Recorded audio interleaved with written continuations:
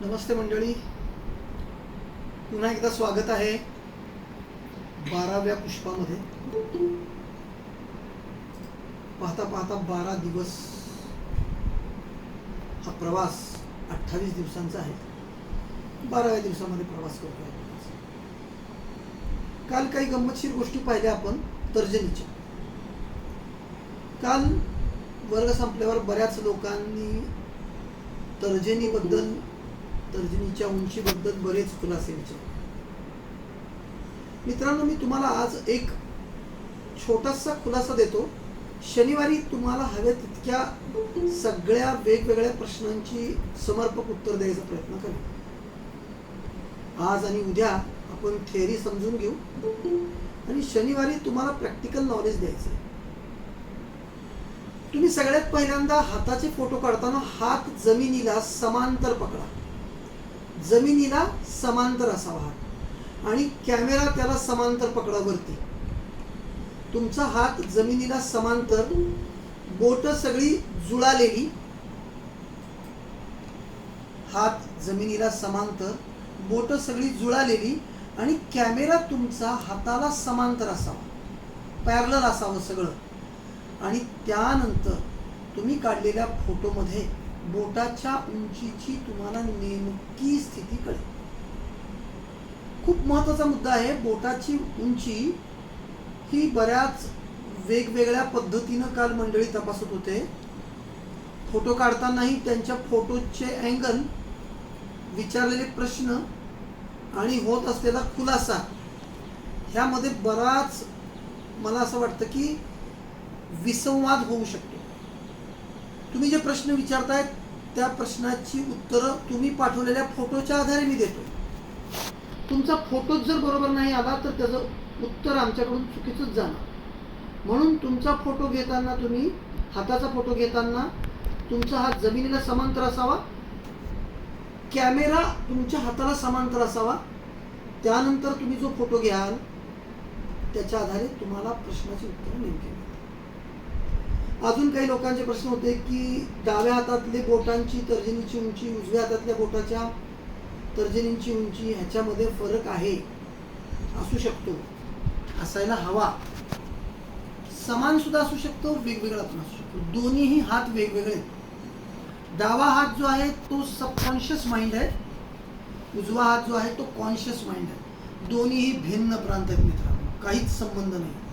खूप कमी वेळेला कॉन्शियस आणि सबकॉन्शियस एकसारखे असतात. खूप कमी वेळेला तुमच्या डाव्या हातापेक्षा उजव्या हाताची स्थिती वेगळी असेल तर तुमच्या कार्यप्रणालीमध्ये झालेले बदल, विचार प्रवृत्ती, विचार पद्धती ही मूळची कशी आहे आणि परिस्थितीजन्य बदल कसे होत गेले ह्याचा खुलासा तुमच्या उजव्या हातामध्ये मिळतो. डावा हात हा सबकॉन्शियस माइंड आहे, उजवा हात हा कॉन्शियस माइंड आहे. बदल असणं अपेक्षित आहे. बदल झाले तर ते कित्येक वेळेला तुम्हाला फायद्याचे, प्रगतीच्या दिशेला घेऊन जाणारे असतात. पुढचा जो वर्ग आहे आमचा तो आहे हस्तरेषा शास्त्र. त्याच्यामध्ये डाव्या हातातल्या रेषां, उजव्या हातातल्या रेषांमध्ये खूप मोठा बदल आहे. तो तर खूप मोठा मनोरंजक प्रवास आहे. ह्या सगळ्या अभ्यासातला तो खूप खूप उद्बोधक, खूपच मनोरंजक आणि खूपच शास्त्रीयदृष्ट्या अभ्यासनीय भाग आहे. त्याच्यामध्ये तर तुम्हाला खूप मोठमोठे फरक दिसतील. आता तर तुम्ही अतिशय सहज आणि ढोबळ स्वरूपाचे फरक शोधताय. तुमची नजर विकसित होत होत होत जेव्हा तुम्ही हा वर्ग संपून पुढच्या वर्गात जाल तेव्हा तिथे तुम्हाला बरेच मोठे फरक बघायला मिळणार आहेत. तर बदल असणे, फरक असणे स्वागत आहे. काही काळजी करू नका. व्यक्तिमत्व तुमचं मूळचं कसं आहे आणि परिस्थितीजन्य कसा बदल झाला, व्यक्तिमत्व मूळचं कसं आहे आणि परिस्थितीजन्य बदल कसे झालेत ह्याचा नेमका खुलासा तुमच्या डाव्या आणि उजव्या हाताच्या माध्यमातून. त्यामुळे निश्चिंत राहा. तुमच्या बोटाची उंची कमी किंवा जादा, डावा किंवा उजवा हा तणावाचा विषय नसावा. विषय आहे तुम्ही ते नीट समजताय का, तुम्हाला उंची नीट लक्षात येते आहे का. कारण तुमच्या हाताचा फोटो किंवा हात पकडण्याची पद्धत, हात तुम्हाला कसा दिसतोय, त्या बोटांची स्थिती आकुंचित आहे का नेमकी व्यवस्थित पसरलेली आहे, असे सुद्धा फोटो पाठवले होते लोकांनी. का हात तुमचा अतिशय रिलॅक्स, बोट एकदम शांतपणे एकमेकाला जुळवलेली, हा पंजा तुमचा जमिनीला समांतर असावा आणि समांतर हाताचा तुम्ही वरून फोटो काढा किंवा समांतर हाताला तुम्ही वरून पहा, तुम्हाला नेमकी स्थिती दिसेल. ठीक आहे. आपण ह्याचा अजून जो काही तुम्हाला प्रश्नांचा विषय आहे तो आपण शनिवारी चर्चा करणारच आहोत. शनिवारी त्याच्याबद्दल जी काही आपल्याला माहितीची मुद्दे बाजू समजून घ्यायची ती समजून घ्या. तर्जनीचा प्रवास काल एका मुद्द्यामध्ये राहिला, तो मुद्दा थोडासा खुलासा करतो आणि त्यानंतर मी आज पुढच्या बोटाकडे जातो. तर्जनी बऱ्याच वेळा मध्यमेच्या दिशेला हलकीशी झुकलेली दिसते आणि हे कॉमन आहे. तर्जनी खूप वेळेला मध्यमेच्या दिशेला, ह्या मधल्या बोटाकडे हे बोट हलकंसं झुकलेलं दिसतं. कुठलंही बोट हे ताठ, स्वतंत्र आणि अतिशय व्यवस्थित असावं, त्याच्यामध्ये कुठल्याही दिशेला झुकाव नसावा. नीट ऐका मी काय सांगतो. बोट हे कधीही ताठ असावेत, ते कुठल्याही दिशेला झुकणारे नसावेत. ज्या दिशेला झुकतील त्या दिशेच्या बोटांचे गुणधर्म वाढतील आणि मूळ बोटाचा गुणधर्म कमी होईल.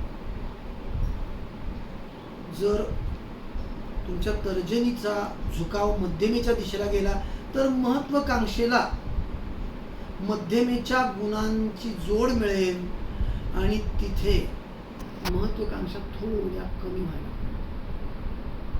मित्रांनो, मध्यमेचं काम जे आहे ते आपल्याला शिकायचं. झुकाव त्या बोटाच्या मूळ गुणधर्मांना बाधा पोचवतो. त्याचा खुलासा, त्याचा अजून विस्तृत चर्चा आपण सगळे बोट झाल्यावर परत एकदा करूया.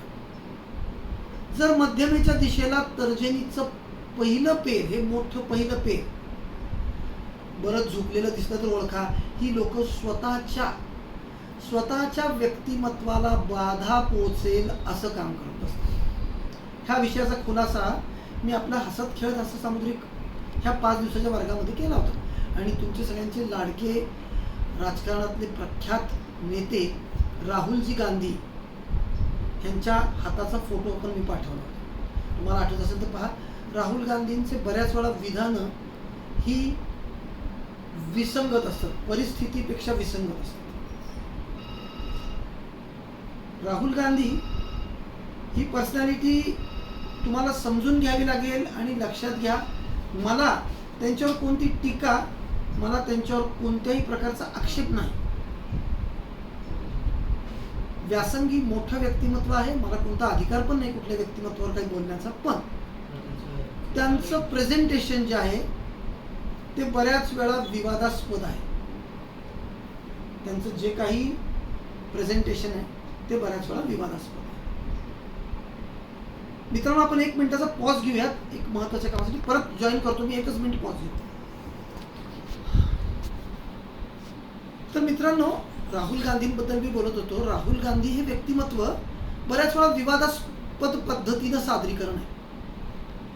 तर्जनीचं मध्यमेच्या दिशेला झुकणं हे थोडं विवादास्पद वर्तन प्रक्रियेकडे जातं. हा मनुष्य स्वतःलाच कमीपणा येईल असं बऱ्याच वेळा वागतो. प्रतिकात्मक उदाहरण मी राहुल गांधींचं दिलं आणि त्यांनी आतापर्यंत बऱ्याच वेळा जी काही वेगवेगळी विधानं केली ही मोठी मनोरंजक आणि विनोद निर्मिती करणारी. तर तर्जनी मध्यमेच्या दिशेला झुकावी म्हणजे व्यक्तिमत्वाला बाधा पोचते. हा मनुष्य स्वतःचं नेतृत्व करण्यामध्ये कित्येक वेळेला स्वतःचं हास्य करून घेतो. समाजामध्ये ह्याचं व्यक्तिमत्व थोडं हास्यास्पद होतं. जर मध्यमेकडे तर्जनी झुकली तर अजून एक मुद्दा पण पाहण्यासारखा. हिंदू पद्धतीप्रमाणे ह्या माणसाच्या व्यक्तिमत्वामध्ये एक विशेष कला निर्माण होते, ती म्हणजे मोठमोठी कामं लीलया हाताळायची शक्ती निर्माण होते. मोठमोठी अवघड कामं हा मनुष्य फार इझिली त्याला आकार देतो, फार सहजगत्या त्याला आकार देतो आणि हे व्यक्तिमत्व थोडंसं अवघड कामं हाताळण्यासाठी विशेष असं समजलं जातं. असो, हा एक अभ्यासाचा मुद्दा आहे. तुम्हाला वेगवेगळे मुद्दे अभ्यासाचे PDF मधून तुम्हाला ही सगळी माहिती मिळेल आणि तुम्हाला त्याचा सराव करायचा आहे, तुम्हाला तुमच्या लक्षात ठेवायचं आहे. पहिली तर्जनी, दुसरी मध्यमा आणि तिसरी अनामिका. मित्रांनो, या तीन बोटांच्या अभ्यासाचा आपल्याला हा टप्पा पूर्ण करायचा आहे. त्यानंतर करंगळी आणि अंगठा राहील, त्याचा अभ्यास आपण नंतर घेऊ. पण आधी मला मध्यमा तुम्हाला समजावून सांगायची, तर्जनी नंतरची मध्यमा. पण तर्जनीची शेजारची मध्यमा समजून घेताना तुम्हाला थोडंसं अनामिकेला पण समजून घ्यायचं आहे. अनामिकेचं व्यक्तिमत्व पूर्ण स्वतंत्र आहे, तर्जनीचं व्यक्तिमत्व पूर्ण स्वतंत्र आहे. पण हे दोन्हीही मुद्दे अत्यंत ऊर्जेचे, लक्षात घ्या. Energy, full of energy. माणसाच्या 5 बोटांमध्ये 5 वेगवेगळ्या ऊर्जा आहेत. हे शांत आणि स्थिर पकड आहे, अनावश्यक उत्साह नाही. इथे प्रचंड मोठी महत्वाकांक्षा आणि उत्साह आहे. इथे परत एकदा समतोल आहे, शांत व्यक्तिमत्व. इथे परत एकदा प्रचंड उत्साह आहे आणि इथे परत एकदा शांतता आहे. प्रत्येक बोट निसर्गाने तुमच्या हातामध्ये देताना त्याच्यामध्ये त्या बोटाचे काही विशेष गुण आहेत आणि ते शेजारच्या बोटाद्वारे नियंत्रित केले जातात. कुठल्याही गोष्टीमध्ये नियंत्रण खूप जरुरी आहे. नियंत्रण ही प्रत्येक गोष्टीच्या प्रगतीची पहिली पायरी. उत्साह, महत्वाकांक्षा, धडाडी, नेतृत्व, समाजहित, असंख्य लोकांना सोबत घेऊन जाण्याची क्षमता ही तर्जनीकडे आहे. पण ही जर मोठी झाली तर, ही जर छोटी झाली तर, बरेच आपण काल मुद्दे पाहिले. तर्जनी मोठी झाली तर काय होईल, तर तो मनुष्य अत्यंत आक्रमक होईल. मग त्याच्या आक्रमक स्वभावाला नियंत्रित आणण्यासाठी, त्या आक्रमक स्वभावाला थोडं रेग्युलाइज करण्यासाठी, आक्रमक स्वभावाला थोडं समप्रमाणात घेण्यासाठी मध्यम आहे. इथे बॅलन्स आहे, इथे परत एनर्जीचा फ्लो आहे, इथे एनर्जीचा बॅलन्स आहे. म्हणजे हे 2 बोट, तर्जनी आणि अनामिका, हे फुल ऑफ एनर्जी आहेत, फुल ऑफ कॅपॅसिटी आहे. तर ह्या दोघांच्या मध्ये, ह्या दोघांना समतोल साधणारा हा मध्यमेचा भाग आहे. There is a balance. अत्यंत शांत, स्थिर, एकचित्त, अतिशय गंभीर आणि आयुष्याबद्दल कुठलाही उन्माद नसणारा सहज, सोपा आणि स्थिर स्वभाव. मध्यमेचं काम जे आहे तो बॅलन्स आहे, प्रत्येक गोष्टीची व्यवस्थित स्थिर मांडणी आहे. मित्रांनो, मध्यमा जी आहे, मध्यमेची उंची आपल्याला ह्या 2 मुद्द्यांच्या आधारे शोधायची आहे. हाताच्या 2 उगम बिंदू, आयुष्यरेषा आणि अंतःकरण रेषा, 2 उगम बिंदूची लांबी आणि मध्यमेची लांबी तपासायची. जर मध्यमा मोठी असेल तर त्या माणसाची मध्यमा मोठी आहे, बोटांचा आकारही मोठा आहे आणि तिथे येणारे गुणधर्मही वेगळे आहेत. जर मध्यमा आणि 2 उगम बिंदू, आयुष्यरेषा आणि अंतःकरणरेषा समान आल्या तरचे जे गुणधर्म आहेत ते मी तुम्हाला समजावून सांगतो. अतिशय संतुलित व्यक्तिमत्व, अतिशय बॅलन्स्ड माणूस, अत्यंत हुशार, शांत, कुठल्याही तणावानी किंवा कुठल्याही दबावानी, कुठल्याही दुःखानी, कुठल्याही आनंदानी ह्या माणसामध्ये काहीही फरक होत नाही. तो मनुष्य प्रत्येक स्थितीमध्ये स्थिर आणि शांत राहतो. मित्रांनो, तुमच्या क्रिकेटच्या टीमचे कॅप्टन आहेत, कॅप्टन कूल, सगळ्यांना माहित असेल ना, MS Dhoni. Very balanced personality, अतिशय शांत, स्थिर व्यक्ती. कितीही तणावजन्य स्थिती निर्माण झाली तरी हा मनुष्य अत्यंत शांतपणे प्रत्येक गोष्टीला नियमित करतो आणि कितीही उत्साहाची स्थिती असली तरी तो त्या उत्साहाच्या नादात आपल्या टीमकडून कुठल्या चुका होऊन आपल्या टीमचा परफॉर्मन्स घसरणार नाही ह्याची पूर्ण काळजी घेतो. मित्रांनो, आत्तापर्यंतच्या क्रिकेटच्या विश्वामध्ये सर्वात जादा विश्वस्तरावरचे सामने धोनीच्या कालखंडामध्ये जिंकले गेले. त्याचा अर्थ बाकी कॅप्टन चांगले नाहीत नाही असं. प्रत्येक कॅप्टन चांगला आहे. त्या पदाला जाणारा मनुष्य हा विशेष असतो, त्याच वेळी तिथे जातो. पण प्रत्येक माणूस हा वेगवेगळ्या स्वभावाच्या आणि वेगवेगळ्या व्यक्तिमत्वातल्या विशेष गुणांनी प्रभावित असतो. मित्रांनो, कॅप्टन कूल किंवा धोनींना कॅप्टन कूल ही जी पदवी मिळाली ती त्यांच्या व्यक्तिमत्वातल्या अत्यंत संयमी आणि शांत व्यक्तिमत्व, स्थिर व्यक्तिमत्वामुळे. व्यक्तिमत्व अतिशय शांत आहे.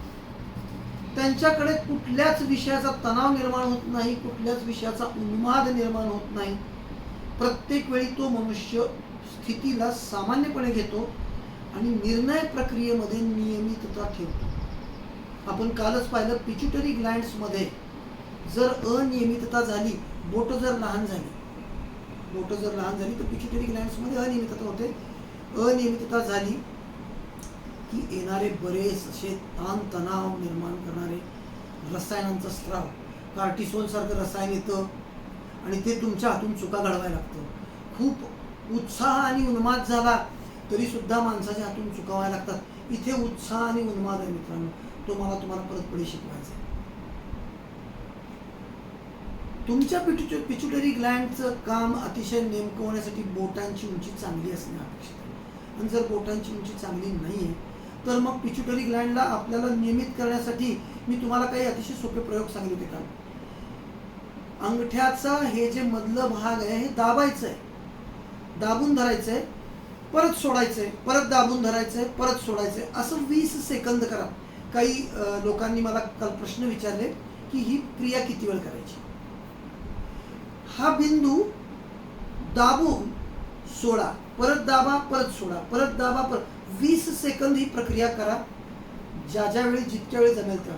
एक सायकल 20 सेकंदाची असावी. आणि त्यानंतर अंगठ्याचे हे जे दोन मधले, अंगठ्याच्या नखाच्या मध्ये दोन जे भाग आहेत ते जोरात 30 सेकंदासाठी दाबून धरायचे.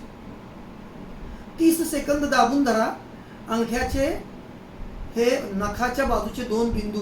आणि मित्रांनो, 20 सेकंद 30 सेकंद अवघ्या 1 मिनिटापेक्षाही कमीच्या ह्या क्रियेनं तुमच्यातल्या पिच्युटरी ग्लँडचं काम अत्यंत सोपं होऊन जातं. जेव्हा अंगठ्याच्या नखाच्या बाजूचे दोन बिंदू तुम्ही दाबता तेव्हा श्वासोश्वास पण खूप चांगला व्हायला लागतो. 30 सेकंदात तुम्हाला जाणवायला लागतं की तुमचा श्वास सामान्य होतोय आणि अतिशय सोपा होतोय. अतिशय सहजपणे तुम्ही श्वास घेऊ शकताय. कारण फुफ्फुसावर तर्जनीचा सगळ्यात महत्त्वाचा जर काही मुद्दा असेल तर तिचा कंट्रोल फुफ्फुसावर आहे. काल आपण तर्जनी शिकलो. तर्जनीचा संपूर्ण कंट्रोल फुफ्फुसावर आहे. माणसाची जी श्वसन संस्था आहे नाकापासून ते फुफ्फुसापर्यंत, ह्या संपूर्ण श्वसन संस्थेचा कार्यभाग तर्जनी सांभाळते. आणि तर्जनी हलकीशी वक्राकार झाली, मध्यमेच्या दिशेला झुकायला लागली की ह्या लोकांची श्वसन संस्था ही थोडी खराब असते, पटकन कुठल्याही संसर्गाला उपलब्ध होतात.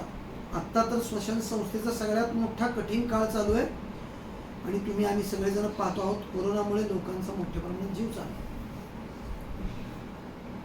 आता ह्या कोरोनामुळे जीव जातोय आणि जर तुमची तर्जनी हलकीशी वक्राकार आहे तर सावधान, तुमच्या श्वसन मार्गामध्ये अनियमितता आहे, दोष आहेत आणि त्याच्यामुळे तुम्ही लवकर श्वसन संस्थेच्या संसर्गाला उपलब्ध होऊ शकता. मित्रांनो, कुठल्या प्रकारची असू शकेल ही, ह्याचाही मी तुम्हाला थोडासा खुलासा देतो. आमचा हस्तरेषा आणि आरोग्य असा एक स्वतंत्र अभ्यास वर्ग आहे. तुम्हा लोकांना जर पुढे उत्साह या विषयामधून निर्माण झाला तर त्या स्वतंत्र वर्गाला तुम्ही येऊ शकता. त्यामध्ये आरोग्य आणि हस्तरेषा यांचा खूप सखोल अभ्यास आम्ही शिकवतो. शरीरातल्या सगळ्या अंतस्त्रावी ग्रंथी, हिपोथॅलमस आणि मेंदू ह्या सगळ्यांचा तुमच्या हातातल्या बोटांशी संपर्क करून त्याच्यातून तुम्हाला वैज्ञानिक पद्धतीने तुमच्या शरीरातल्या जन्मतः असलेल्या वेगवेगळ्या दोषांवर अभ्यास करायला शिकवतो.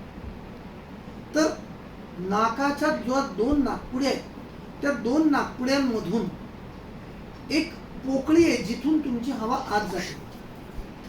एक पोकळी आहे जिथून ती हवा तुमच्या श्वसन संस्थेकडे जाते, फुफ्साकडे जाते. त्यावेळी जर एखादी नाकपुडी तुलनेत दुसऱ्या नाकपुडीपेक्षा कमी रुंद असेल तर तुमच्या श्वसन संस्थेमध्ये अनियमितता होते. हा मोठा अभ्यास आहे, तो तुम्हाला त्या विशिष्ट वर्गामध्ये अतिशय सखोल शिकवला जातो. तुमची तर्जनी हलकीशी वक्राकार झाली की तुम्ही ओळखा तुमच्या एखाद्या नाकपुडीची रुंदी तुलनेत दुसऱ्या नाकपुडीपेक्षा कमी आहे. त्यामुळे तुम्हाला सर्दीचा त्रास लगेच होतो. लवकर तुम्हाला हवामान बदललं, वातावरण बदललं की सर्दीचा त्रास होतो आणि सर्दीसारख्या विकारांना तुम्ही लवकर उपलब्ध होता. आणि फुफ्साचा सगळ्यात मोठा कार्यभाग जो आहे तो तर्जनी सांभाळते. तर मित्रांनो, आता इथून पुढचा मुद्दा ह्या मध्यमाकडे येऊ. मध्यमा ही तुमच्या जठराशी संबंधित आहे. पचन संस्था किंवा लिव्हर, यकृत ज्याला म्हणतात, यकृत आणि आतडं, माणसाचं मोठं आतडं, लहान आतडं, यकृत आणि जठर, ह्या सगळ्यांवर जर नियंत्रण कुणाचं असेल तर मध्यमेचं आहे. मध्यमा जर तुमची लहान झाली किंवा मोठी झाली तर तुमच्या व्यक्तिमत्वामध्ये तुमच्या आरोग्याच्या संदर्भातले बरेच चढ उतार निर्माण होतात. आता जर बोट मोठी झाली तर ही लोक थोडी धीर गंभीर होतात. सामान्य उंची, अतिशय संतुलित व्यक्तिमत्व, पण थोडी मोठी मध्यमा झाली की ही लोक धीर गंभीर होतात. का बरं धीर गंभीर होतात? तर त्यांच्या पचन संस्थेचा कार्यभाग नीट चालत नाही आणि त्या लोकांना हवी असलेली ऊर्जा निर्माण होत नाही. नीट लक्षात घ्या, इथून पुढे खूप मोठा खुलासा मला द्यायचा आहे. मध्यमा जर मोठी झाली, तुमच्या ह्या 2 बिंदूंपेक्षा मध्यमा मोठी झाली की तुमची पचन संस्था अडचणीत येते. पचन संस्था अडचणीत येते म्हणजे जे काही पाचक तत्व तुमच्या यकृतामधून जठरात जायला हवे त्याचं नियंत्रण करणाऱ्या ज्या काही अंतस्रावी ग्रंथी आहेत त्यांच्यामध्ये अनियमितता होते आणि तुम्ही जे काही अन्न खाताय ते नीट पचत नाही. आणि ते जर नीट नाही पचलं तर हवी असलेली ऊर्जा निर्माण होते. खूप मोठं गंमतशीर हे एक विधान नीट शांतपणे लक्षात घ्या. हवी असलेली ऊर्जा तुमच्याकडे तयार होत नाही कारण तुम्ही नीट जे काही खाताय ते पचत नाही आणि हा माणूस धीर गंभीर व्हायला लागतो. ह्या लोकांची उंची इतर सामान्य लोकांपेक्षा थोडी जास्त असते. मध्यमा मोठी झाली की ओळखा पचन संस्थेचे हलकेसे विकार आणि उंची सामान्यांपेक्षा जास्त आणि तिथे व्यक्तिमत्वामध्ये बरेच बदल व्हायला लागतात. मुळात मध्यमा ही संतुलन साधण्यासाठी आहे. मध्यमा ही स्थिरतेचं गमक आहे. मध्यमा ही कुठल्याही विषयाचा उन्माद न होता आयुष्यातला सुरेख समतोल साधत जाण्यासाठी आहे. पण तीच जर मोठी झाली तर मग मात्र व्यक्तिमत्व धीर गंभीर,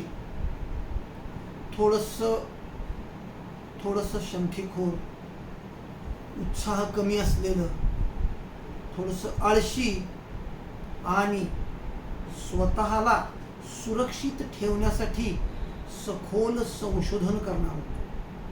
मित्रांनो, नीट लक्षात घ्या, जगातले जेवढे म्हणून शोध लागले मोठमोठे ते त्या लोकांना आलेल्या वेगवेगळ्या अडचणींवर मात करत त्यांनी स्वतःसाठी काही सहज सोप्या गोष्टी तयार केल्या आणि त्यांना पुढे जगाने एक संशोधन म्हणून स्वीकारलं. त्याचं नंतर व्यापारीकरण झालं आणि त्यातून पैसे मिळवले गेले, हा भाग गेला. पण संशोधन होण्यासाठी तुमच्या व्यक्तिमत्वामध्ये सखोल चिंतन करण्याची वृत्ती पाहिजे आणि ती सखोल चिंतन करण्याची वृत्ती जी आहे ती तुम्हाला तुमच्या व्यक्तिमत्वातल्या गंभीरतेतून येते. जितका माणूस गंभीर तेवढा तो ज्यादा चिंतनशील असतो आणि जितका चिंतनशील असतो म्हणून तो तितका गंभीरही असतो. आणि इथून माणसं मग मोठमोठ्या संशोधनाकडे पण वळतात. ही लोक थोडी एकांतवास प्रिय, एकटे राहणारे, फारसे लोकांमध्ये न मिसळणारे आणि स्वतःच्या आवडीमध्ये संशोधनामध्ये स्वतःला पूर्णतः रमवून घेणारे असतात. मित्रांनो, मोक्षगुंडम विश्वेश्वरय्या तुमच्या भारतातले सर्वोत्कृष्ट इंजिनियर म्हणून गौरवले गेले. मोक्षगुंडम विश्वेश्वरय्या हा मनुष्य मोठा विद्वान होता. 1870 ते 1940च्या दरम्यानचा कालखंड आहे. 1905 ते 1920 ह्या दरम्यान त्यांनी जे काही संशोधन केली स्थापत्य कलेमधली, ती आज जगभर वापरली जातात. मोठमोठ्या धरणांना पाणी थांबवण्यासाठी जी एक यंत्रणा असावी, त्या यंत्रणेचं डिझायनिंग ह्या माणसाने केलं. मोक्षगुंडम विश्वेश्वरय्याबद्दल मी बोलावं हा तसा थोडा साधा विषय होईल, कारण तुम्हाला सगळ्यांना माहिती आहे की मोक्षगुंडम विश्वेश्वरय्या किती मोठा माणूस होता. आजही जगभर त्याचंच तंत्रज्ञान वापरून पाणी थांबवलं जातं धरणांमध्ये. त्या माणसानं दिलेलं योगदान भारताच्या आणि जगाच्या तमाम इंजिनियर लोकांसाठी सर्वोत्कृष्ट योगदान आहे. आणि म्हणून इंजिनियर्स डे हे त्याच्या जन्मतारखेला अख्ख्या भारतभर साजरा केला जातो. आणि ते विशेष व्यक्ती म्हणजे मोक्षगुंडम विश्वेश्वरय्या. उंच, शिडशिडीत, उभा चेहरा असलेला, अत्यंत धीर गंभीर, अभ्यासू, मोठा विद्वान माणूस. मग तुम्ही जेवढे म्हणून शास्त्रज्ञ आणि मोठमोठे शोध करणारी लोक आहेत, ही सगळी शनीच्या प्रभावातली, ही सगळी शनीच्या प्रभावातली. काल आपण नेतृत्व करणारे व्यक्तिमत्व पाहिले तर्जनीच्या माध्यमातून. तर आज स्वतःच्या आवडीसाठी संशोधन करणारी लोक, गुरुचे प्रभावी, तर्जनी प्रभावी झाली की जनतेचं नियंत्रण, जनतेचं एकत्रीकरण आणि नेता होण्याची लक्षणं. तर मध्यमेचा प्रभाव म्हणजे स्वतःला पूर्ण वेळ देणे, स्वतःच्या आवडीच्या विषयांमध्ये संशोधन करणे आणि नवनवीन शोध लावणे. मित्रांनो, विलक्षण ताकद ह्या बोटामध्ये आहे. आणि त्या बोटाची ताकद म्हणजे जगातला मिळालेले सगळे मोठमोठे शोध. मग तुम्ही मोक्षगुंडम विश्वेश्वरय्या घ्या किंवा रामानुज घ्या किंवा रामानुज सरांचे GS हार्डी म्हणून जे गणितातले मोठे विद्वान व्यक्ती होऊन गेले, तिथपासून जगातले, भारतातले असंख्य लाखो विशेष विद्वान व्यक्ती ज्यांनी शास्त्रामध्ये प्रचंड मोठे योगदान दिले आणि आज तगायत दरवर्षी नोबेल पारितोषिकांनी जी काही जगभर शास्त्रज्ञ मंडळी नावाजली जातात, ही सगळी ह्या शनीच्या प्रभावात असतात. ही लोक कधीच सामाजिक नसतात. ही लोक स्वतंत्र राहून, एकटे राहून, स्वतःच्याच विश्वात रमून, कधीही ज्यादा आनंदी नाही, दुःखी नाही, ते बरं, त्यांचं काम बरं, आणि मोठ्या प्रमाणामध्ये संशोधनामध्ये व्यस्त असलेली लोक ह्या बोटाच्या उंचीवरून शोधतात. पण अजून एक गंमतशीर गोष्ट मला सांगायची, जर हे बोट मोठं झालं मध्यमेचं आणि ते जर वक्र झालं तर मात्र मोठी विशेष गोष्ट घडते. आणि ह्या लोकांचा स्वभाव मोठा गुंतागुंतीचा होतो. मित्रांनो, अत्यंत महत्त्वाचा मुद्दा लक्षात घ्या. संशोधक माणूसच मुळात समजणं कठीण असतं. संशोधन करणाऱ्या माणसांना ऊर्जा कमी असते त्यांच्या शरीरात, त्यामुळे ते ज्यादा कुणाशी रमत नाहीत, बोलत नाहीत. ते 24 तास अखंड आपल्याच आवडीच्या विषयावर संशोधन करत राहतात. पचनशक्ती फारशी चांगली नसते. आणि जर हे बोट वक्राकार झालं तर ह्या दुर्बोध किचकट माणसाच्या व्यक्तिमत्वामध्ये अजून मोठी गुंतागुंत निर्माण होते. आणि ती माणसं मग कोणती विघातक कृत्य करतील ह्याचा सुद्धा अंदाज लावता येणार नाही. मित्रांनो, खूपच टोकाची, खूपच एक विशेष प्रवाहातली लोक असतात. फार रेअर केसमध्ये असतात, पण त्या रेअर केसमधल्या लोकांबद्दल तुम्ही जाणून घेणं जरुरी आहे. मध्यमा मोठी असून वक्राकार असणे ही घटना खूप रेअर केसमध्ये घडते. आणि ही लोक मोठ्या गुंतागुंतीच्या स्वभावाची आहेत. सगळ्यात महत्त्वाचं म्हणजे मत्सरी आहेत. ह्या लोकांना दुसऱ्यांबद्दलची कुठलीही आत्मीयता नसते. आणि ह्या लोकांना त्यांच्या आवडीच्या क्षेत्रात संशोधन करत त्यातून काय निर्माण करायचंय आणि काय निर्माण करून टाकतील याचा काही अंत नाही. मानवाला संशोधन ही जशी एक देणगी आहे, वरदान आहे, तसं संशोधनामुळे खूप मोठा विध्वंस सुद्धा झालेला आहे. आणि त्या शनीच्या बोटाला लक्षात ठेवण्यासाठी मी तुम्हाला एका मोठ्या माणसाची आज ओळख करून देतोय. ह्या पृथ्वीवर असंख्य वेगवेगळ्या पद्धतीची लोक होऊन गेली आहेत आणि त्या असंख्य वेगवेगळ्या पद्धतीच्या लोकांमध्ये निर्मिती, उत्क्रांती, प्रगती करणारी लोक खूप आहेत, पण त्याच वेळी विनाश आणि विघात करणारी लोक पण काही होऊन गेली, जी ह्या शनीच्याच प्रभावातली आहेत. आणि त्या व्यक्तिमत्वांबद्दल तुम्ही थोड्या काही मनोरंजक गोष्टी जाणून घ्या आणि त्या माध्यमातून मध्यमेला लक्षात ठेवा. मित्रांनो, दुसऱ्या महायुद्धाच्या काळामध्ये एका विशेष व्यक्तीची जपानच्या सैन्यामध्ये एक सर्जरी करणारा डॉक्टर, सर्जन म्हणून नियुक्ती झाली. कालखंड आहे 1921 ते 1945. जपानच्या सैन्यामध्ये सर्जन म्हणून एका माणसाची नियुक्ती झाली आणि त्याचा कालखंड आहे 1921 ते 1945. ह्या महान व्यक्तीचं नाव आहे डॉक्टर शिरो इशी. डॉक्टर शिरो इशी हे नाव तुम्ही आजन्म विसरणार नाही, एवढा हा मनुष्य इतिहासाच्या पानांमध्ये काळं कर्म, कृष्ण कृत्य करून गेलेला आहे. काय काम करत होता हा माणूस? हा माणूस मोठा संशोधक होता, अत्यंत बुद्धिमान माणूस. आणि त्या माणसाचं काम जैविक शस्त्रास्त्र बनवायचे. जपान गव्हर्नमेंटने त्याला जैविक शस्त्रास्त्रावर संशोधन करणारा एक विभाग दिला आणि त्याला प्रमुख केलं.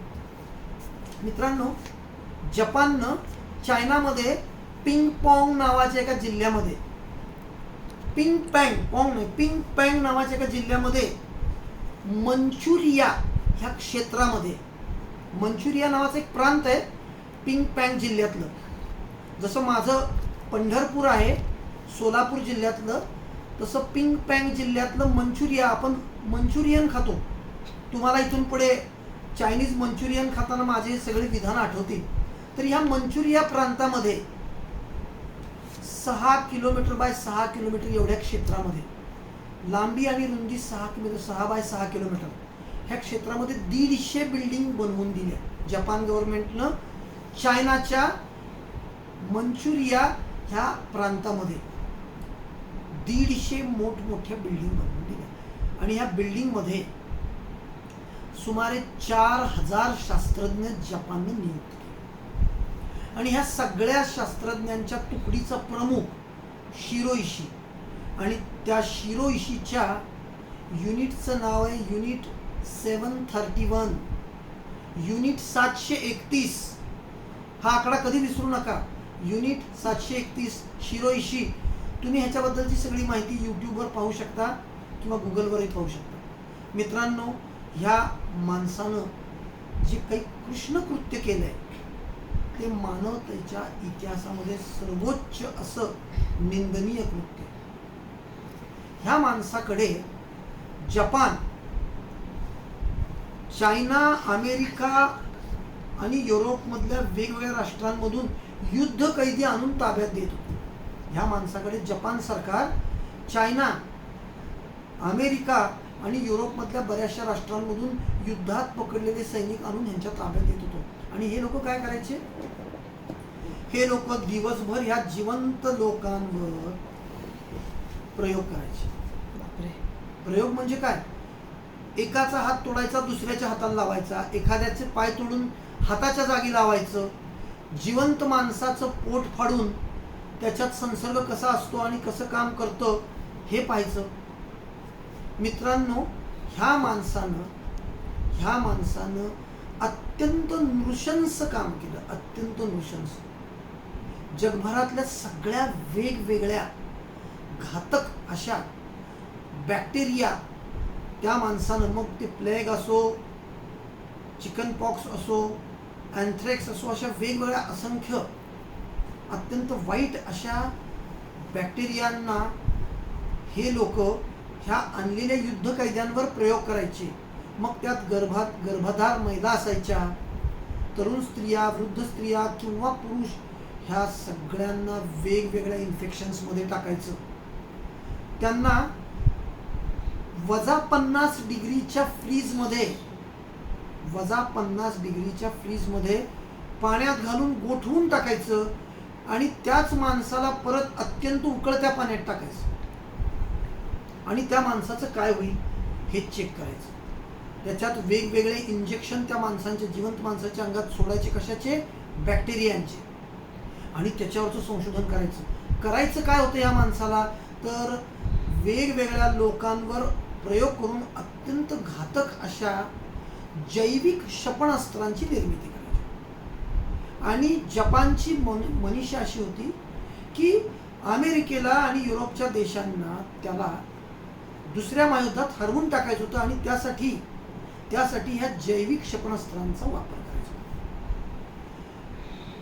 जैविक क्षेपणास्त्रांचा वापर करायचा आहे आणि त्यासाठी मग ह्या सगळ्या लोकांवर प्रयोग, जिवंत लोकांवर, कुठल्याही प्रकारचं अनेस्थेशिया द्यायचं नाही, भूल द्यायची नाही, काही नाही. अत्यंत क्रूरपणे जैविक शस्त्र बनवण्यासाठी लोकांवर केलेल्या सगळ्या ह्या प्रयोगातून एक गंमतशीर गोष्ट त्या माणसाने घडवली. 4 ऑक्टोबर 1940ला एका फुग्यामध्ये प्लेगचे सगळे जंतू भरले आणि कुझोऊ नावाच्या एका गावावर चायनामध्ये मध्यरात्री विमानातून नेऊन तो फुगा खाली त्या गावावर टाकला. त्या गावामध्ये तो फुगा जाऊन फुटला आणि 3000 लोक पुढच्या काही दिवसात प्लेगच्या अत्यंत वाईट अशा रोगामुळे, संसर्गामुळे खलास झाले. आणि जगभर प्लेगनं आजपर्यंत जवळपास 2 कोटीपेक्षा जास्त लोकांचा बळी घेतलेला आहे. त्यातल्या 30 लाखपेक्षा जास्त लोकांचा बळी घेण्याचा उपक्रम ह्या शिरोइशीच्या नावावर आहे. ह्या माणसानं प्लेगच्या जंतूच्या माध्यमातून चायनामध्ये असंख्य लोकांना आणि जगातल्या बऱ्याच राष्ट्रांमधल्या लोकांना बाधित करून त्यांचा क्रूरपणे जीव घेतला. 30 लाखपेक्षा जास्त लोकांची बळी जाण्याचं कारण हा शिरोइशी आहे. एवढा मोठा नरसंहार कुठंच झालेला नाही आणि त्याच्यासाठी ह्या माणसानं प्रचंड मोठं संशोधन केलं. मित्रांनो, cherry blossom at the night असं 22 सप्टेंबर 1945ला ह्या माणसानं एक कार्यक्रम ठरवला होता. 22 September 1945 cherry blossom at the night नावाचा एक उपक्रम ठरवला होता. हजारो फुगे प्लेगचे जंतू भरून अमेरिकेच्या एका विशिष्ट प्रांतावर नेऊन मध्यरात्री टाकायचं ठरलं होतं. नीट ऐका, 22 सप्टेंबर 1945ला हे सगळे फुगे नेऊन फोडायचे ठरलं होतं आणि 15 ऑगस्ट 1945 म्हणजे तुमच्या स्वातंत्र्याच्या 2 वर्ष आधी जपाननं 100% शरणागती पत्करली आणि युद्धविराम झाला. त्यामुळं हा प्रकल्प त्याचा अपूर्ण राहिला. पण संपूर्ण जग ज्या माणसानं अडचणीत आणलं, ज्या माणसाच्या विध्वंसक कृत्यामुळे नृशंस संहार झाला, त्या शिरोइशीला कुठल्या राष्ट्रानं ताब्यात घ्यावं ह्याच्यावर भरपूर वादविवाद आणि भांडणं झाली. युरोपमधले बरेचसे राष्ट्र म्हणत होते की त्याला आमच्या ताब्यात द्या, जपान म्हणत होता आमच्या ताब्यात द्या, चायना म्हणत होता आमच्या ताब्यात द्या. पण ह्या सगळ्यांवर अमेरिका भारी ठरलं आणि सगळ्यांना बाजूला सरकवून दादागिरी करून अमेरिका शिरोइशीला घेऊन अमेरिकेत गेला आणि अमेरिकेनं जैविक क्षेपणास्त्र निर्माण करण्याच्या कार्यक्रमाचा पुन्हा एकदा त्याला प्रमुख करून टाकला. पहा मित्रांनो, काय दुर्दैव आहे. पुन्हा एकदा जगात विशेष ताकदवान व्यक्ती होण्यासाठी हा माणूस त्या राष्ट्राच्या आर्मीचा परत एकदा जैविक क्षेपणास्त्र विभागाचा प्रमुख झाला. पण 1960ला वयाच्या 67व्या वर्षी ह्या माणसाचा तोंडाच्या कर्करोगाने मृत्यू झाला आणि एका अतिशय क्रूर माणसाचा अंत झाला. सांगण्याचा उद्देश एवढाच की संशोधनं ही विकृतीकडे पण जातात, संशोधनं ही गुंतागुंतीच्या स्वभावाकडे पण जातात. संशोधनामुळे माणसाचं जीवन, क्षणिप्रभावी लोक, मध्यमेची लोक जसं उत्कृष्ट बनवण्यामध्ये अग्रेसर ठरली, तसे संशोधनं माणसाच्या विनाशाच्या कामी सुद्धा खूप मोठ्या प्रमाणात वापरली गेली. अणुबॉम्ब ही माणसानं निर्माण केलेली एक उत्कृष्ट गोष्ट आहे, पण अणुबॉम्ब ही अणुशक्तीच्या माध्यमातून निर्माण केलेली गोष्ट अणुऊर्जेच्या माध्यमातून संवर्धनही करते आणि अणुविस्फोटाच्या माध्यमातून आपलं आयुष्यही संपू शकते. तसं विज्ञान हे दुधारी तलवार आहे. विज्ञान ह्या मध्यमेच्या बोटाच्या प्रभावातल्या लोकांकडे आहे. त्या लोकांची मक्तेदारी आहे. हे बोट जर सरळ आणि योग्य उंचीच असेल तर जगात जे काही बेस्ट आहे ते निर्माण होईल. कॅप्टन कूल निर्माण होईल. अत्यंत समतोल, अत्यंत शांत, सौंदर्यपूर्ण, सगळ्या गोष्टींमध्ये अतिशय छान वावरणारा व्यक्ती तयार होईल. किंवा मग मोठमोठे संशोधन करणारा, इंजिनिअरिंग क्षेत्रात आज 150 वर्ष झाले ज्या माणसानं मोठमोठी मापदंड निर्माण करून ठेवले आणि आजही त्याच्या मापदंडानुसार वेगवेगळे मोठमोठे धरण बांधले जातात. अशा मोक्षगंधम विश्वेश्वरापासून ते मग गणित तज्ज्ञातले आपले रामानुज पहा किंवा हजारो असंख्य शास्त्रज्ञ. चांगल्याही घटना घडतात आणि वाईटही घटना घडतात. काल बऱ्याच जणांनी प्रश्न विचारला आणि मी एका मोठ्या व्यक्तीचा फोटो काल पाठवला. सत्य साईबाबा नावाच्या एका वादग्रस्त व्यक्तीचा फोटो मी पाठवला. मोठा या अर्थानं की त्या माणसानं पुट्टपर्ती हे साऊथ मध्ये असलेलं एक ठिकाण खूप मोठं विकसित केलं. तिथं शाळा, कॉलेज आणि वेगवेगळ्या हॉस्पिटलच्या माध्यमातून त्यानं खूपच मोठी जनतेची सेवा केली, असं एक चित्र. पण त्याच वेळी त्या माणसाचा इतिहास अत्यंत काळा आहे. त्या माणसाचे कर्म अत्यंत काळे. तुम्हाला जर सत्य साईबाबांबद्दल बरेच वेगवेगळे गूढ गुपित वाचायचे असतील तर तुम्ही गुगल सर्च करा आणि तुमच्या मेंदूला झिंझिण्या येतील इतका हा मनुष्य वादग्रस्त आहे. तो देव म्हणूनही प्रसिद्ध आहे आणि तो एक दैत्य म्हणूनही प्रसिद्ध आहे. फक्त आपण त्याचा शोध घेतला पाहिजे. हा माणूस काय आहे याची भरपूर माहिती तुम्हाला गुगलवर मिळेल. मित्रांनो, इथे मला सांगायचं एवढंच आहे की तर्जनी मोठी झाली तर ही लोक विधायक आणि विघातक दोन्ही कृत्य करू शकतात. तर्जनी मोठी झाली तर जनतेला एका मोठ्या नेतृत्वाच्या माध्यमातून, जसं तुमचे नरेंद्र मोदी साहेब आज अत्यंत ठळकपणे जगातल्या सर्वात प्रभावशील राजकारणी नेत्याच्या रूपानं जगाच्या व्यासपीठावर विराजमान आहेत, तसं अत्यंत कुकर्म करून मोठ्या प्रमाणात जनतेला एकत्र करणारे सत्यसाई बाबा सुद्धा आहेत. अध्यात्म किंवा राजकारण ह्या दोन्ही भिन्न गोष्टी आहेत आणि एकाच नाण्याच्या दोन बाजू आहेत. ह्या दोन्ही गोष्टीमध्ये जनतेला एकत्र घ्यायचं आहे. एखादा आध्यात्मिक धर्मगुरू होण्यासाठी तुम्हाला जनतेला एकत्र घेऊन जायचं आहे आणि तुम्हाला एखादा राजकारणी होण्यासाठी सुद्धा जनतेला एकत्र घेऊन जायचं. सगळ्याच ठिकाणी तुमच्यात इतकी ऊर्जा पाहिजे की तुम्ही असंख्य लोकांचं नियंत्रण स्वतःच्या ताब्यात घेऊ शकाल. त्याच्या वाईट रचना, त्याच्या चांगल्या रचना ह्या दोन्ही गोष्टी असणार. पण तुमच्यामध्ये तर्जनीचा प्रभाव हा असंख्य लोकांना एकत्र करून पुढं घेऊन जाण्याच्या ताकदीचा आहे, हे मला दाखवायचं होतं. आपण जसं मोहम्मद बिन सलमान MBS ची माहिती वाचली, जमाल खगोशी बद्दलची आयडिया वाचली, तुमच्या ट्रम्प साहेबांची माहिती वाचली किंवा जसं तुमचे नरेंद्र मोदींची माहिती वाचली, तशी ही तुमच्या देशातली एक अत्यंत वादग्रस्त व्यक्ती आहे. सत्यसाईबाबांबद्दल तुम्हाला खूप साऱ्या काळ्या गोष्टी आहेत ज्या माहिती करून घ्यायला हव्या आणि तुम्ही कुठल्याही मताला उपलब्ध होऊ नका. हा अभ्यास आहे. तुमच्यामधली संघटन कौशल्याची बाजू तर्जनीच्या माध्यमातून मला दाखवायची. जरूर नाही अध्यात्म जरुरी नाही किंवा राजकारणी जरुरी नाही. जरुरी आहे ते संघटन. सगळ्याच ठिकाणी संघटन पाहिजे. मित्रांनो, ह्या अनुषंगाने मी तुम्हाला एक मजेशीर गोष्ट सांगतो. ओबामा 8 वर्षाचा कालखंड आहे. बराक ओबामा 4 वर्षाच्या 2 टर्ममध्ये अमेरिकेचे राष्ट्रपती होते आणि अमेरिकेच्या राष्ट्रपतीला जास्तीत जास्त 8च वर्ष काम करायची परवानगी. 8 वर्षानंतर त्यांना काम करायची परवानगी नाही, त्यांना रिटायरच व्हावं लागतं. तर बराक ओबामा 2016ला रिटायर झाले. बराक ओबामा तुमचे 2016ला रिटायर झाले आणि 2017ला ट्रम्प साहेबांची नियुक्ती झाली. ट्रम्प साहेबांचं आणि बराक ओबामाच्या व्यक्तिमत्वातली एक विशेष मनोरंजनीय गोष्ट मी तुम्हाला सांगतो. जेव्हा अमेरिकेचा राष्ट्राध्यक्ष होतो एखादा माणूस, तेव्हा असं समजतात किंवा असं म्हणतात की तो अख्ख्या जगाचा राष्ट्राध्यक्ष झाला, कारण त्याची सगळी धोरणं जगभरातल्या प्रत्येक व्यक्तीला प्रभावित करतात.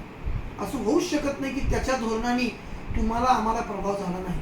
तुमच्या आमच्या आयुष्यावर पण प्रभाव पडतो. आणि म्हणून मित्रांनो, ज्यावेळी बराक ओबामा निवृत्त झाले आणि ट्रम्प पदभार स्वीकारते झाले, त्यावेळी एक खूप मजेशीर गोष्ट, एक खूप मोठी तुलनात्मक घटना समोर आली 1 महिन्यानंतर.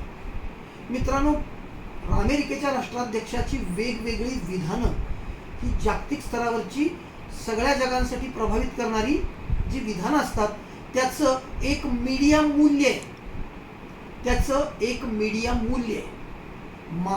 माध्यम मूल्य म्हणतात त्याला, मीडिया व्हॅल्यू किंवा माध्यम मूल्य म्हणतात. तर बराक ओबामा 8 वर्षाचा कार्यकाळ करून त्या माणसाच्या मीडिया मूल्याची रक्कम होती $1600 कोटी. त्याच्या एक स्टेटमेंटला जगभरातले वृत्तपत्र छापायचे आणि ते स्टेटमेंट वाचण्यासाठी लोक ते वृत्तपत्र घ्यायचे किंवा ती विधानं टीव्हीवर पाहायचे. त्याची संकलित किंमत होती $1600 कोटी. मित्रांनो, 8 वर्षानंतर तो मनुष्य तेवढ्या उंचीला पोहोचू शकला. $1600 कोटी. गंमतशीर गोष्ट बघा, अतिशय संयमी, शांत, मध्यमेच्या अतिशय नेमक्या विकासातला माणूस, खूपच संतुलित माणूस. त्याने अख्ख्या जगात शांतता प्रस्थापित करण्यासाठीचा मोठा पुढाकार घेतला. सगळ्या राष्ट्रांशी त्यांनी संतुलनात्मक आणि अत्यंत नेमस्त भूमिका घेतली. कुठेही दादागिरी किंवा अरेरावी केली नाही. त्याच्या आधी आणि त्याच्यानंतर मात्र दादागिरी आणि अरेरावी खूप चालली. ज्यावेळी ट्रम्प साहेबांची नियुक्ती झाली आणि ट्रम्प साहेबांनी वेगवेगळी विधानं द्यायला चालू केली, जगभरातल्या लोकांना संबोधण्याची सुरुवात केली. मित्रांनो, 1 महिन्यानंतर ट्रम्प साहेबांचं मीडिया मूल्य किंवा माध्यम मूल्य $5800 कोटी.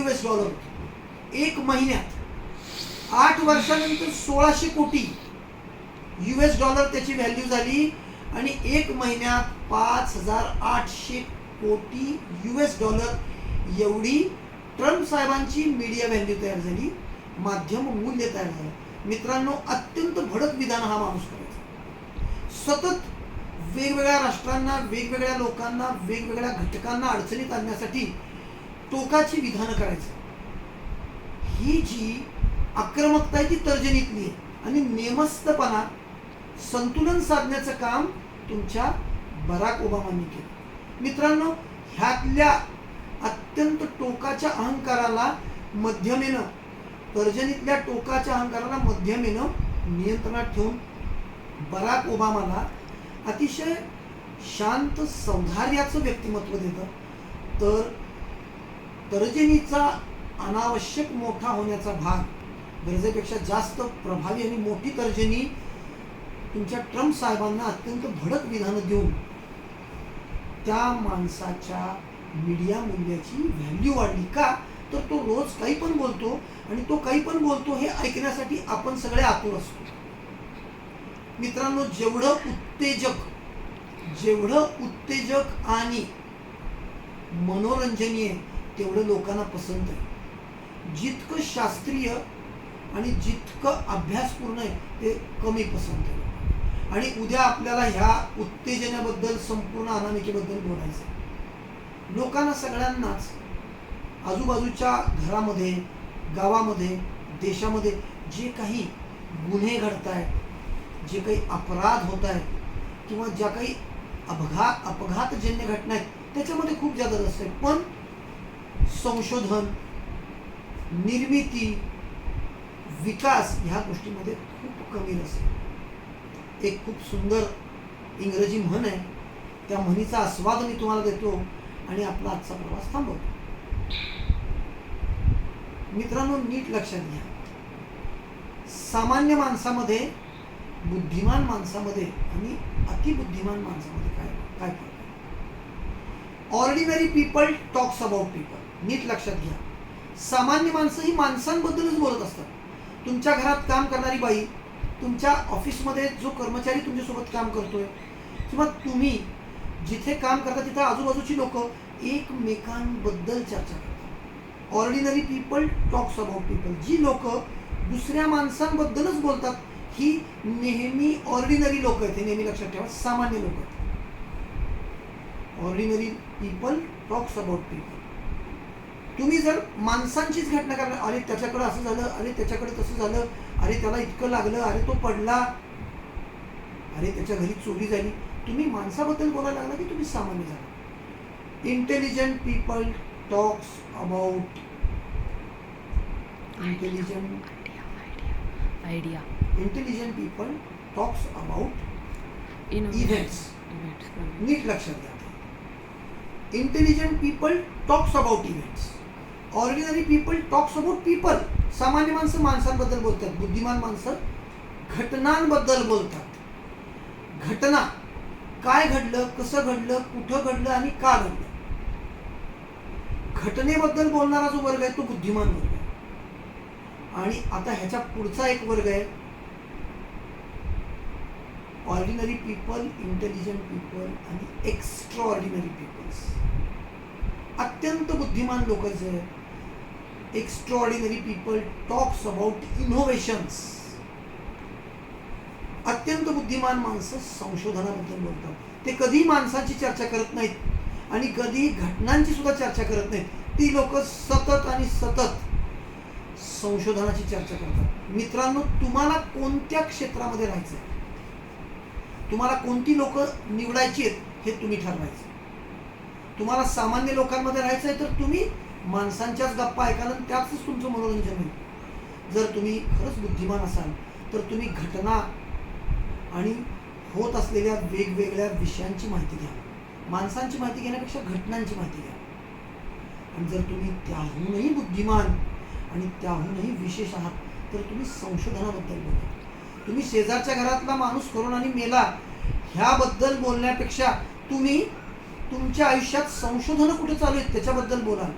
मित्रांनो, कालच एक खूप मोठी अनाउन्समेंट तुमच्या भारत बायोटेकनी केली आहे. मला वाटतं सगळ्यांना माहीतही असेल, पण आज ह्या विषयाच्या अनुषंगाने सांगतो की कोवॅक्सिन नावाचं जे एक वॅक्सिन करोनासाठी भारत सरकारने अप्रूव्ह केलं. भारतात बनलेली एकमेव लस आहे ती. सामान्यपणे सगळीकडे कोविशिल्डचा सुळसुळाट आहे. ऑक्सफर्ड आणि ॲस्ट्राझेनिका फार्मा या दोघांनी मिळून बनवलेली कोविशिल्ड ही सगळ्यात जादा भारतभर वितरित आहे आणि तीच सगळेजण घेत आहेत. कोवॅक्सिन पण बऱ्याच ठिकाणी आता द्यायचं काम चालू आहे. कोवॅक्सिन पण बऱ्याच ठिकाणी द्यायचं चालू आहे. तर कोवॅक्सिन घेण्याआधी त्याची एक मार्गदर्शक तत्व त्या कंपनीनं काल जाहीर केले. ते म्हणजे कुठल्याही प्रेग्नंट बाईनं, कुठल्याही BP असलेल्या माणसानं, कुठल्याही शुगर असलेल्या माणसानं किंवा ताण तणाव येणाऱ्या माणसानं हे वॅक्सिन घेऊ नये. मित्रांनो, ह्या गोष्टीकडे किती लोकांचं लक्ष गेलं? ही लोक इंटेलिजंट किंवा एक्स्ट्राऑर्डिनरी कॅटेगरीत असतात. पण आजूबाजूला किती लोक मेली आहेत आणि कुणाच्या घरात काय चाललंय, कुणाच्या घरामध्ये काय अडचणी आल्यात आणि तो माणूस काय करतोय ही पाहत बसलेली सगळी लोक जी आहेत ती ऑर्डिनरी. तुम्ही कुणासोबत राहायचंय आणि तुम्ही स्वतःला अपग्रेड करायचं का डाऊनग्रेड करायचं हे तुम्ही ठरवायचं आहे. तुम्ही इंटेलिजन्सीच्या वेगवेगळ्या नवीन उंचींना गाठायचं आहे तर मध्यमा, तुमच्या मध्यमेची उंची तपासा. तुमच्या मध्यमेची उंची कमी असेल तर त्या पद्धतीच्या घटना आणि उंची जास्त असेल तर त्या पद्धतीच्या घटना. पण मित्रांनो, घेऊन आलेल्या क्षमता ह्या तुमच्या हातात नाही आहेत, पण तुम्ही ह्या क्षमता वाढवू शकता.